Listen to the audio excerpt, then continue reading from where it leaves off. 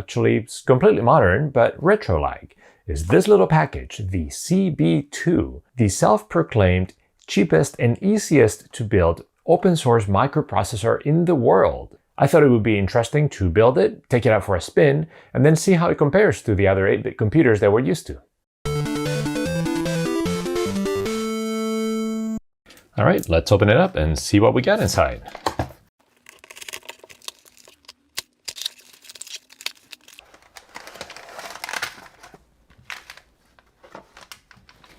Okay, nice self-contained package. And a little note telling us to go to the website. Okay. I'm not crazy about all the little components just loose in that big bag. I guess it's not a big deal, but it would have been nicer if they came in a smaller little bag by themselves so they don't get damaged or bent or whatever. But I guess they're mostly resistors, so that's fine. And this is what it looks like with everything sorted and out of the bag. Very straightforward. The only thing is going to be all those resistors. They're probably all different sizes. So we're going to have to look at our color table coding and also use the multimeter to make sure we get the right ones. But yeah, it looks pretty straightforward. We could start soldering right away, but good kits come with a lot of information to make your life as easy as possible. And since this one is billed as an easy kit to build, something for beginners, I expect to have really good info. So it didn't come packaged with any materials, but they have this big note sending us to the website, which seems reasonable to keep the costs down. So let's check out the website. And really the website does not disappoint. It has a whole building guide section very clearly labeled, and it has everything you could possibly want in there. The first thing is a circuit schematic. A lot of beginners might not look at it much, but I love having that. It's the ultimate guide whenever you have some problems or doubts building some component, or really if you build it and then something goes wrong, that's the first place to look as a guide to try to debug the problem. Next up is a PCB layout. Well, again, it's not strictly needed, but it's nice to have again. It could come in handy if something else isn't clear, although I wish the labels were a little easier to read in that diagram. Then it's a photo of the assembled kit. This is really, really handy, especially for beginners.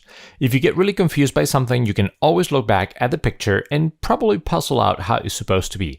For example, that this board accepts the resistors to be built vertically instead of the more normal horizontal layout. Then we have a components list. That is super important because you can A, make sure you got all the components, and B, keep track of which ones you've soldered so far. As a bonus, the components are listed in the order you're supposed to build them, which is usually from smallest to largest, so it doubles as the suggested order list. My only nitpick is that I wish it came with a simple list that I could print out, so white background and simpler and without the pictures, so I could check things off on paper instead of the computer. Other than that, it's totally awesome. But wait, there is more. Then there's a section on good soldering technique. That's really nice to have for someone building their own kit for the first time. It even gets into some of the safety issues and things you're supposed to and not supposed to do. If you're interested in that kind of stuff, I actually made a video about that a while ago. I'm putting a link to it on the corner if you want to check it out. And now it's time to build it. We'll start with the crystal oscillator.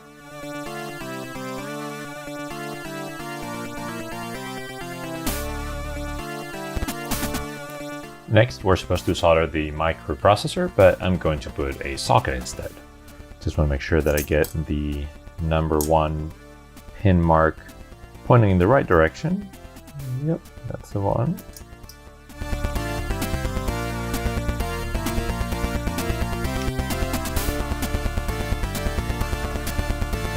Okay, that's pretty good. We'll do all the cleaning of the flux at the end. Next, we're supposed to solder the small capacitors, and those you can easily tell by the numbers. So we have 2 that are 22 picofarads, and we have 4 that are 100 nanofarads. These are C3, C4. Just need to look for the markings on the board. I have to say the markings are pretty small, but that's what you get with such a compact board. Oh, interesting. It doesn't say C3 and C4 on the board. Instead, it just says 22 picofarads and 100 nanofarads. That's unusual. Most kits of this type will tell you not the value, but the number of the components.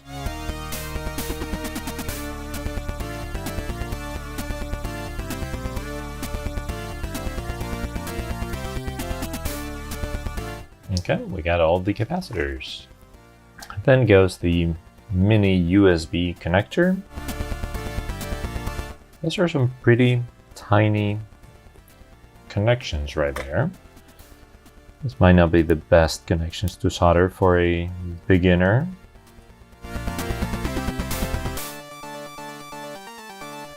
Those are almost SMD connection. I'm better off putting some solder on the tip. Yeah, those were definitely not beginner friendly. Next we have 4 diodes. Fortunately, they're all the same. The thing to remember with diodes is that they have a specific direction. So you're supposed to put in the way they're shown on the board. So for example, that's a diode right there, and you need to match the stripe with the stripe here. So this one would go like that.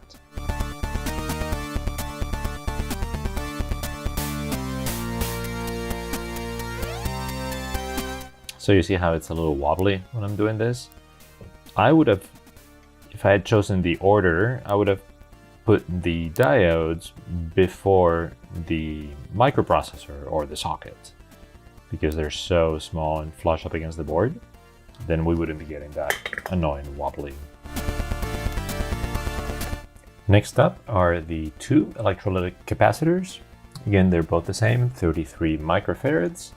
The only thing with these is that you need to make sure you put the positive terminal in the positive spot. So there you go, have a little plus. Those are easy to find with the circle.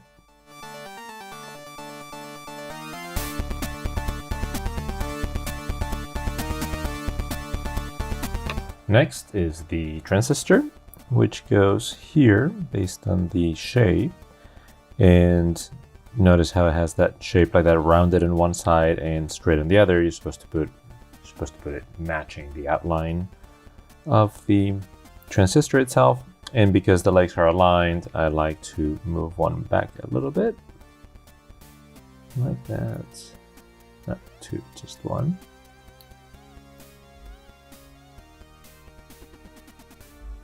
And then bend it straight. Like that.